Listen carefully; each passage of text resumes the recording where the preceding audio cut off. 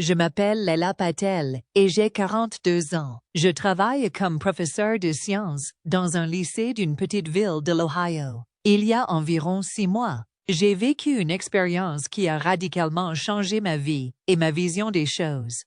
Je suis morte pendant quelques minutes et j'ai vécu un voyage fantastique vers le ciel. C'était un samedi après-midi ordinaire. J'étais sortie faire un jogging dans mon quartier quand j'ai ressenti une forte douleur dans la poitrine. Avant même de m'en rendre compte, je m'étais effondrée sur le trottoir. Plus tard, j'ai découvert que j'avais subi une crise cardiaque catastrophique à la suite d'une anomalie cardiaque congénitale non diagnostiquée. Un voisin m'a vu m'effondrer et a composé le 911. Lorsque les ambulanciers sont arrivés, mon cœur s'était arrêté. Ils ont travaillé sur moi pendant plusieurs minutes, essayant de me réanimer par réanimation cardio-pulmonaire et défibrillation. À ce moment-là, j'étais cliniquement mort. C'est difficile à exprimer avec des mots, mais j'ai ressenti une profonde sensation de calme m'envahir. J'ai ressenti une douleur intense sur le trottoir pendant 1 seconde. Puis j'ai senti que je m'élevais au-dessus de mon corps. La seconde suivante, je pouvais voir les ambulanciers s'occuper de moi, mais je me sentais complètement déconnecté de la situation. Puis, je fus baignée par la lumière la plus étonnante et la plus chaude que j'ai jamais vue. Elle était plus brillante que le soleil, mais elle ne dérangeait pas du tout mes yeux. J'étais attirée par elle, comme si elle m'attirait lentement vers elle. En m'approchant, j'ai remarqué une silhouette qui se tenait dans la lumière. J'ai tout de suite reconnu Jésus, même si je ne l'avais jamais vu auparavant. Jésus m'a tendu la main et m'a souri. Son adoration était irrésistible. Je ne me suis jamais sentie aussi pleinement acceptée et appréciée. Il m'a dit que mon heure n'était pas encore venue et que j'avais encore du travail à accomplir sur terre. Mais il voulait me donner un aperçu de ce qui attend ceux qui croient en lui. Nous avons été instantanément transportés dans le décor le plus magnifique que j'ai jamais vu. Les teintes étaient plus vives que celles de toute autre couleur sur terre. Il y avait des collines ondulantes, couvertes d'herbes luxuriantes et de fleurs colorées. Une rivière aux eaux cristallines coulait à proximité, et je pouvais voir, au loin, une jolie métropole avec des tours qui semblaient atteindre le ciel. Il marchait à côté de moi et me faisait visiter les environs. Il m'a assuré que ce n'était qu'un avant-goût du paradis. Il a déclaré qu'au paradis, nous aurions de véritables corps physiques, et non des formes fantômes, comme certains le croient. Nos corps seront en parfait état, exempts de douleur et de maladie. Il m'a montré l'arbre de vie, qui produit le fruit le plus délicieux que j'ai jamais mangé. Selon Jésus, il porte un fruit différent chaque mois et guérit grâce à ses feuilles. J'ai observé des gens du monde entier rassemblés autour de lui, en parfaite santé et heureux. Oui, je l'ai vu. J'ai vu ma grand-mère, décédée plusieurs années auparavant. Elle semblait jeune et pleine de vie, contrairement à la femme fragile dont je me souvenais de ces derniers jours. Jésus a souligné qu'au paradis, nous retrouverons nos proches qui ont cru en lui. Nous rencontrerons également des héros bibliques. J'ai observé des gens assis et discutant avec Abraham, Moïse et David. Tout le monde riait et racontait des histoires. On aurait dit la plus belle réunion de famille qu'on puisse imaginer. Le paradis semble être un endroit très actif. Il m'a montré des gens en train de construire les maisons les plus incroyables que j'ai jamais vues. Ils travaillaient ensemble pour construire ces magnifiques constructions à partir de matériaux que je n'avais jamais vus auparavant. Jésus a enseigné qu'au paradis, nous pourrons créer et construire, exprimant notre créativité d'une manière que nous ne pouvons même pas comprendre aujourd'hui. J'ai aussi vu des jardins magnifiques. Les gens prenaient soin des plantes et des arbres, récoltaient des fruits et des légumes, mais ce n'était pas aussi pénible que le travail sur terre. Tout le monde semblait l'apprécier. Il n'y avait ni mauvaises herbes, ni parasites, et les produits étaient excellents, et c'était l'un des aspects les plus fantastiques. J'ai vu des lions coucher avec des agneaux, et des tout petits jouant avec des ours et des tigres. Tous les animaux étaient calmes et gentils. Jésus a déclaré qu'au ciel, Il n'y aura plus de violence ni de terreur entre les humains et les animaux, ni même entre les animaux eux-mêmes. Je me souviens d'avoir vu des gens chevaucher des dauphins dans la rivière aux eaux cristallines, tandis que d'autres volaient dans le ciel avec des aigles. J'avais l'impression que toute la création était en parfaite harmonie. J'ai éprouvé une sensation irrésistible d'amour et d'appartenance. Il n'y avait aucune peur, aucune inquiétude, ni aucun désespoir. Chaque instant était empreint d'un réel plaisir et d'un émerveillement. Je ne voulais pas partir. Mais l'expérience la plus puissante a été d'être en présence de Jésus. Son amour était si évident et omniprésent. J'ai alors réalisé que la plus grande joie du ciel n'est pas la beauté ou les activités, mais le contact total avec Dieu. Jésus m'a informé qu'il était temps de repartir. Il a affirmé qu'il m'avait montré ces choses pour que je puisse apporter de l'espoir aux autres. Il m'a informé que ce dont j'avais été témoin n'était qu'un aperçu. La réalité du paradis est encore plus incroyable que ce que nous pouvons concevoir. En un instant, je me suis senti attiré vers l'arrière. Le secouriste s'est exclamé « Nous avons un pouls » et j'étais de retour dans mon corps, essoufflé. Ils m'ont emmené d'urgence à l'hôpital, où j'ai passé quelques jours à me reposer. Cela a tout changé. Je n'ai plus peur de la mort, car je sais qu'elle n'est qu'un portail vers quelque chose de bien plus beau. J'ai une nouvelle vision de la vie. J'essaie de vivre chaque jour avec un objectif, sachant que mes actions ici ont des conséquences éternelles. Je me sens également obligé de partager ce dont j'ai été témoin avec les autres. Je veux que tout le monde sache que le paradis existe et qu'il est plus magnifique que ce que nous pouvons imaginer. Plus important encore, je veux que les autres connaissent Jésus. Il est la clé de tout. Son amour est ce qui définit le paradis. L'un des aspects les plus surprenants pour moi a été la nature vivante et engageante du paradis. Il ne s'agit pas seulement de s'asseoir sur des nuages et de jouer de la harpe, comme certains le croient. Jésus m'a révélé qu'il y aura tant de choses incroyables à accomplir et à vivre. Par exemple, il m'a montré des gens qui explorent l'univers. Au paradis, les humains pourront voyager vers des galaxies lointaines et observer de près les étoiles et les planètes. Nos esprits seront beaucoup plus aiguisés, capables de comprendre les complexités de l'univers d'une manière que nous ne pouvons même pas imaginer aujourd'hui. J'ai vu des gens plonger dans les profondeurs des océans, découvrant de magnifiques paysages sous-marins et des créatures que nous n'avions jamais vues auparavant. Il n'y avait pas besoin d'appareils. Nous pouvions respirer sous l'eau et résister à n'importe quelle pression. Jésus m'a également montré d'immenses bibliothèques remplies de livres contenant toutes les informations sur l'univers. Les gens étaient avides d'apprendre, de partager des idées et de faire de nouvelles découvertes. J'avais l'impression d'être dans la meilleure université du monde, mais sans le stress ni la compétitivité, juste la joie pure d'apprendre et de grandir. C'était merveilleux de voir comment les gens se connectent au paradis. Les relations au paradis sont bien plus profondes et plus significatives que tout ce que nous avons connu sur Terre. Il n'y a pas de jalousie, de malentendus ou de conflits. Tout le monde communique avec amour et compréhension. J'ai vu des gens de toutes les cultures et de toutes les époques interagir et partager leurs histoires et leurs expériences.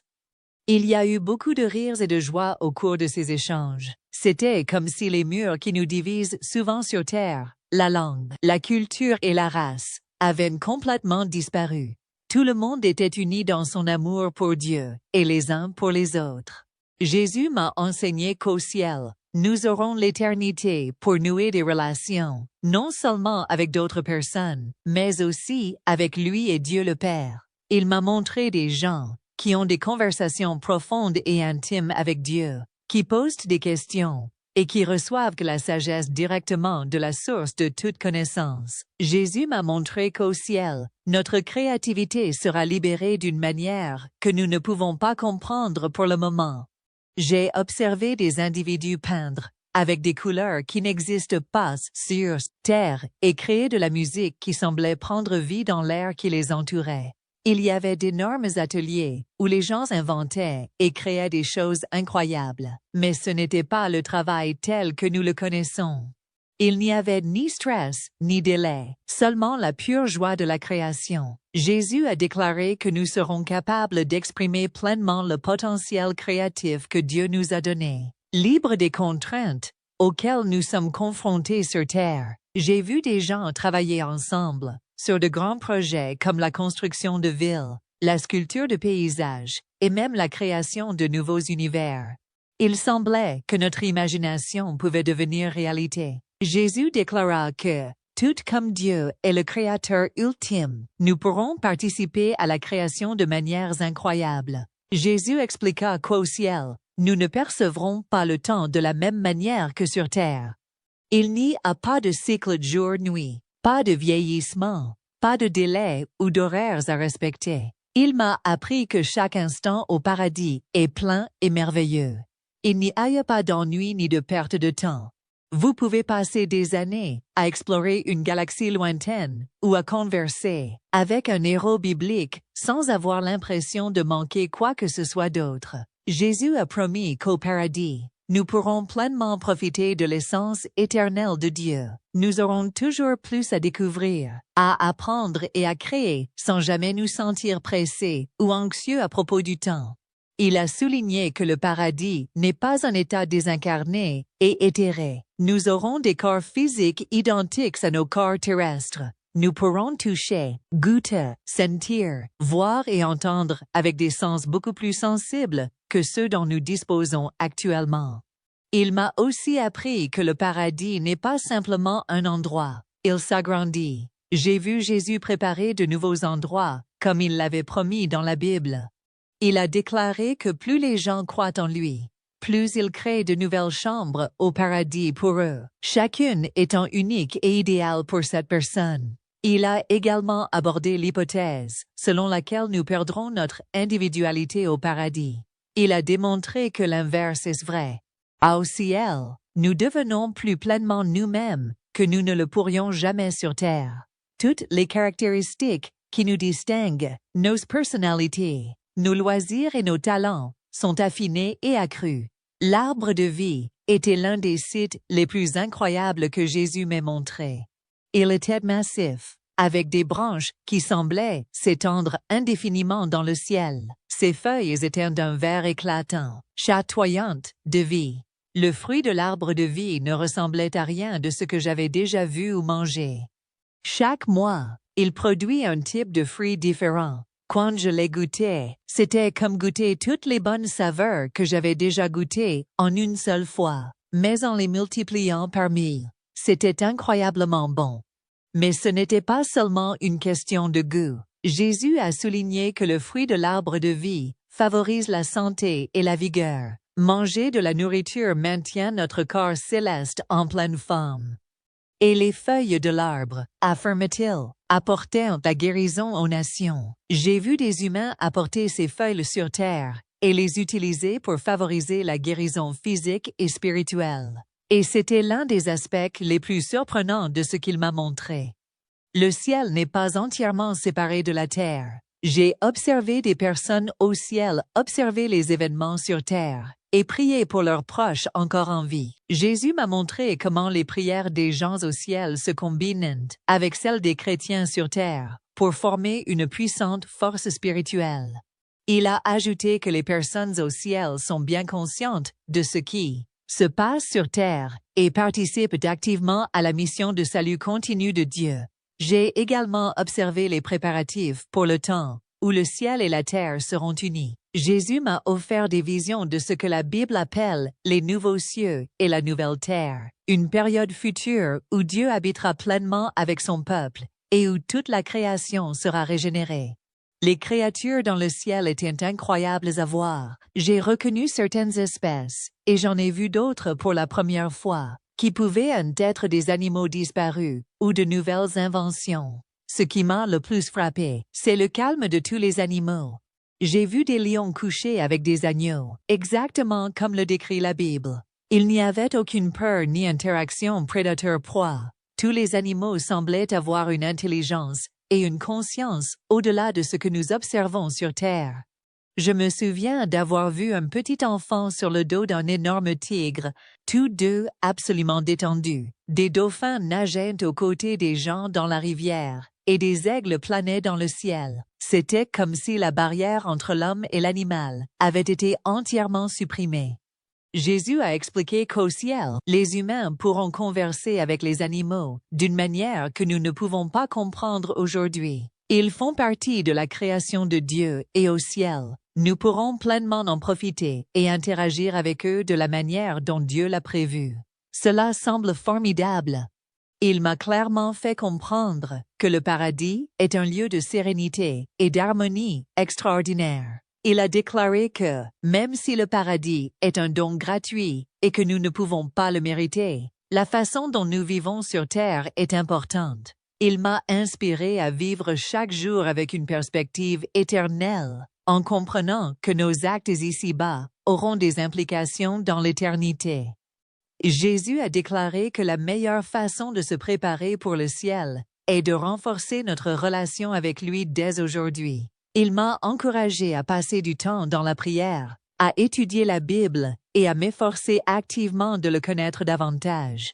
Il a déclaré que plus nous le connaîtrons sur terre, mieux nous pourrons apprécier le ciel.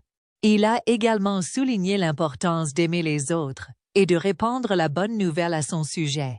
Il a démontré comment chaque acte de bonté, chaque fois que nous exprimons nos croyances, a des répercussions dans l'éternité. Jésus a déclaré que même si nous ne pouvons pas pleinement comprendre la splendeur du ciel, nous pouvons en avoir un avant-goût sur terre, dans les moments d'adoration, dans les relations profondes et dans la beauté de la nature.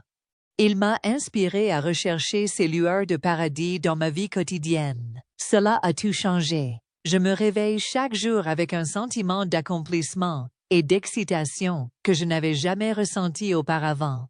Savoir ce qui nous attend au paradis m'encourage à affronter les difficultés de la vie sur terre. Je vois les gens différemment maintenant, comme des êtres immortels qui sont chers à Dieu. Cela m'a rendu plus patient, plus aimant et plus disposé à pardonner. Après tout, la personne qui m'irrite aujourd'hui pourrait être mon voisin au paradis pour l'éternité. Je me retrouve également de moins en moins attaché aux biens matériels. Ne vous méprenez pas, j'aime toujours les belles choses de la vie, mais je les considère avec légèreté, sachant que ce qui nous attend au paradis l'emporte largement sur tout ce que nous pouvons avoir ici-bas. Mais surtout, cela a renforcé mon lien avec Jésus. Le connaître, l'aimer et le servir. Voilà ce qui constitue la vie. Tout le reste découle de cette relation. Avant que cela ne m'arrive, j'aurais pu avoir des doutes. Je suis professeur de sciences. Après tout, je préfère les preuves et les explications rationnelles. J'encourage cependant les sceptiques à garder l'esprit ouvert. Il existe de nombreux récits d'expériences de mort imminente, racontés par des personnes du monde entier, représentant des cultures et des croyances diverses. Même si les détails peuvent différer, il existe des parallèles remarquables entre nombre de ces récits. Je dirais aussi que l'impact de mon expérience sert de preuve de sa véracité. J'ai vu le roi David écrire de nouveaux psaumes de louange. J'ai même eu une vision d'Einstein discutant avec l'apôtre Paul de la nature du temps et de l'éternité. Ce qui m'a frappé, c'est l'absence de hiérarchie ou de culture de la célébrité. Tout le monde, du héros biblique le plus célèbre au plus petit saint, était également apprécié et adoré. Ils étaient tous prêts à partager leurs histoires et leurs expériences, tout en apprenant les uns des autres. Je me souviens d'avoir vu une femme que je ne connaissais pas avoir une longue conversation avec Marie, la mère de Jésus. L'affection et le respect mutuel entre elles étaient incroyables à voir. Jésus a souligné qu'au ciel, nous aurons l'éternité pour nouer des relations avec tous ceux qui y seront et apprendre des expériences uniques de chacun avec Dieu. Ce fut l'un des moments les plus exaltants pour moi. Jésus m'a clairement montré que le ciel n'est pas un lieu de repos passif, mais plutôt une participation active à l'œuvre continue de Dieu. Il m'a montré des personnes à qui il a confié ce qu'il a appelé des missions du royaume, qui sont des responsabilités ou des rôles spécifiques qui correspondent précisément à leur passion et à leur capacité donnée par Dieu. Certains inventaient de nouvelles choses, tandis que d'autres éduquaient et gouvernaient diverses régions du ciel. J'ai vu des individus envoyés en mission dans diverses régions de l'univers pour explorer et apporter la lumière de Dieu dans de nouveaux domaines. D'autres participaient activement à la croissance continue du ciel, travaillant à préparer des zones pour les nouveaux arrivants. Jésus a expliqué que nos obligations augmentent au fur et à mesure que notre connaissance de Dieu et nos compétences augmentent. Le travail au ciel n'est jamais un fardeau. Il est toujours agréable, utile et accompli en collaboration avec Dieu et les autres. Il a également démontré comment nos expériences terrestres nous préparent à nos positions célestes, le caractère que nous formons, les talents que nous apprenons et les expériences uniques que nous vivons influencent toute notre destinée éternelle. Cela m'a fait comprendre à quel point nos décisions et nos actes sur Terre sont vraiment importants. C'est profond. Cela donne une perspective complètement nouvelle sur la pertinence de la façon dont nous passons nos vies aujourd'hui. Il y a une chose que je crois essentielle à mentionner. Tout au long de mon expérience, depuis le moment où j'ai rencontré Jésus jusqu'au miracle qu'il m'a montré au ciel, une chose est restée constante. Tout est une question de relation avec lui. La beauté du ciel, la joie, le calme, les activités fascinantes, tout cela découle d'une relation parfaite avec Dieu. Jésus m'a clairement montré qu'il est le chemin qui mène à cette merveilleuse vie éternelle. Son sacrifice sur la croix et sa résurrection nous permettent d'être pardonnés, réconciliés avec Dieu et de profiter des merveilles du ciel. Il m'a encouragé à dire aux autres que ce n'est pas seulement une bonne histoire ou une pensée apaisante. C'est la vérité, et elle est accessible à tous ceux qui placent leur confiance en lui. Il invite tout le monde à le connaître, à le suivre et à passer l'éternité avec lui, dans un lieu au-delà de nos imaginations les plus folles. Je conseille à chacun de prendre cela au sérieux. Ne l'ignorez pas, mais ne me croyez pas sur parole. Faites vos propres recherches. Lisez la Bible, en particulier les passages concernant Jésus et le ciel. Renseignez-vous sur d'autres expériences de mort imminente. Mais, plus important encore, contactez Jésus personnellement. Vous n'avez pas besoin d'avoir vécu une expérience de mort imminente pour le connaître ou être certain de votre destin éternel. Il est aussi proche qu'une prière. Parlez-lui. Invitez-le dans votre vie.